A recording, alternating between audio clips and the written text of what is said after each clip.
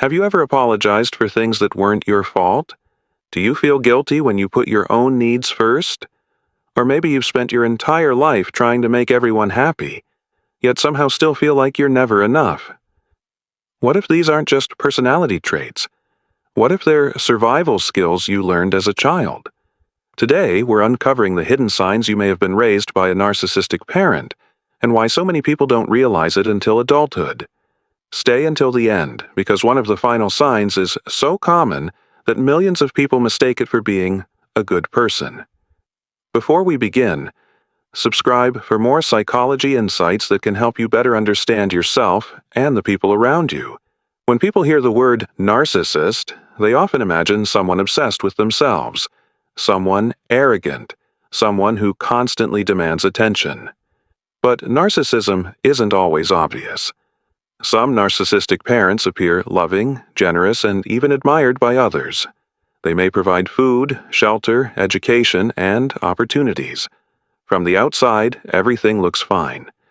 But behind closed doors, the emotional environment can be very different. The child learns an important lesson. Their feelings matter less than the parent's feelings. Their needs matter less than the parent's needs. Their identity matters less than the image the parent wants to project. Because this happens gradually over many years, many children never realize it's happening. The effects often don't become obvious until adulthood. Let's look at the signs. Sign 1. You feel responsible for everyone's emotions. Imagine you're sitting with a friend who's having a bad day. Within minutes, you feel responsible for making them feel better. You start offering solutions. You try to cheer them up. You feel anxious until they're okay again. Sound familiar? Children raised by narcissistic parents often become emotional caretakers. When a parent constantly expects emotional support, the child learns that keeping others happy is their job. Instead of being cared for, they become the caregiver. As adults, these people often enter relationships where they're constantly rescuing, fixing, and helping others. The problem is that they rarely receive the same care in return. They've spent so much time taking care of everyone else that they forget to take care of themselves. Sign 2. Saying no feels almost impossible. A coworker asks you to stay late. You don't want to, but you agree. A relative asks for a favor.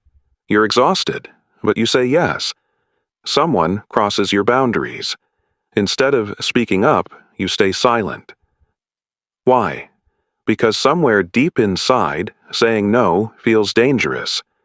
Many narcissistic parents react negatively when their children establish boundaries. The child learns that disagreement leads to guilt, punishment, criticism, or emotional withdrawal. Eventually, they stop expressing their needs altogether. As adults, they become people pleasers, not because they enjoy it, because they were conditioned to believe that keeping others happy is the price of being accepted. Sign 3. You constantly question yourself. Have you ever made a decision and then spent hours wondering if it was the wrong one?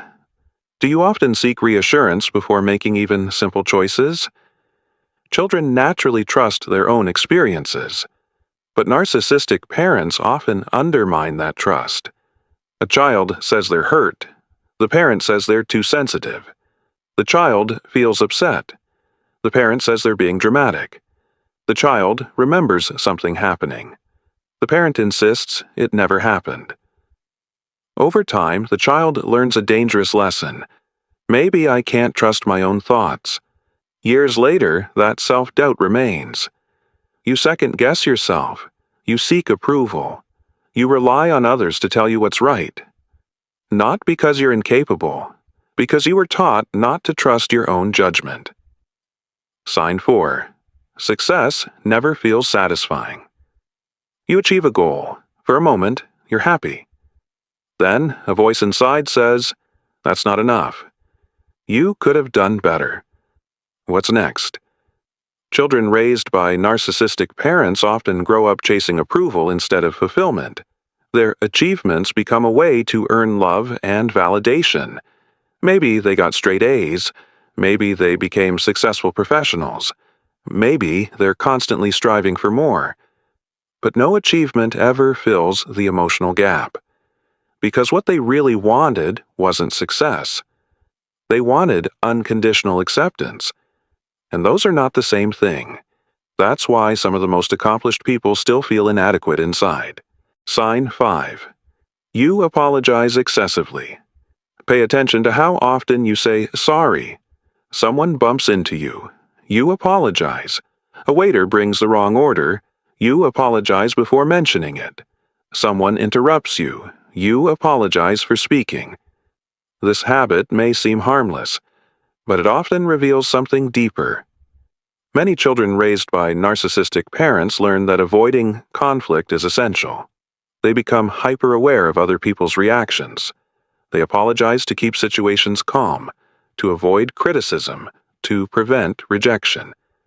Eventually, apologizing becomes automatic, even when they've done absolutely nothing wrong. Sign 6. You feel guilty when prioritizing yourself. Imagine taking an entire day just for yourself. No work, no favors, no responsibilities, just rest. For many people, that sounds relaxing. For someone raised by a narcissistic parent, it can feel uncomfortable, even selfish. They may feel guilty for resting, guilty for spending money on themselves, guilty for pursuing their own dreams. That's because they were often taught that their needs came second. Their value was tied to what they could provide for others. So when they finally prioritize themselves, guilt appears. But here's something important. Healthy self-care is not selfishness. Taking care of yourself allows you to show up more fully for everyone else. Sign 7. You struggle with authentic relationships. Many adults raised by narcissistic parents struggle with relationships for one simple reason.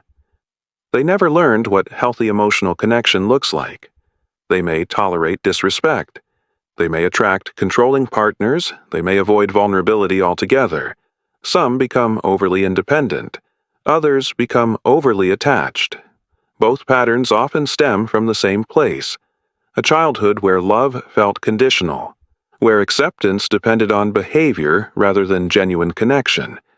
As a result, healthy relationships can feel unfamiliar, even uncomfortable, because they're used to earning love rather than simply receiving it. Sign 8. You don't know who you really are. This is one of the most overlooked signs. Many people spend years becoming who others expect them to be. The perfect student, the responsible sibling, the successful professional, the people pleaser, the caretaker. Then, one day, they stop and wonder, what do I actually want? They've spent so much energy adapting that they've lost touch with their authentic identity, their preferences, their passions, their dreams. The good news is that discovering yourself isn't something you're too late to do. Many people begin that journey in their 20s, 30s, 40s, or even later. Sign 9. You minimize your own pain. Perhaps the biggest sign of all is this. You constantly downplay your experiences. You tell yourself, it wasn't that bad. Others had it worse. I should be grateful. And while gratitude is important, minimizing your pain prevents healing. Acknowledging your experiences doesn't mean you hate your parents. It doesn't mean they were evil. It simply means you're being honest about what happened. Healing starts when we stop arguing with our own reality. If several of these signs resonate with you, remember this. The goal isn't to label your parents. The goal is understanding.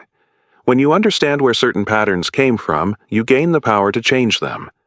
You can learn boundaries, you can build self-confidence, you can stop seeking validation from everyone around you, and most importantly, you can give yourself the compassion you may not have received growing up. Your childhood may explain some of your struggles, but it doesn't have to define your future. If this video helped you, subscribe for more psychology and self-growth content. And remember, awareness isn't the end of the journey. It's the beginning. Thanks for watching.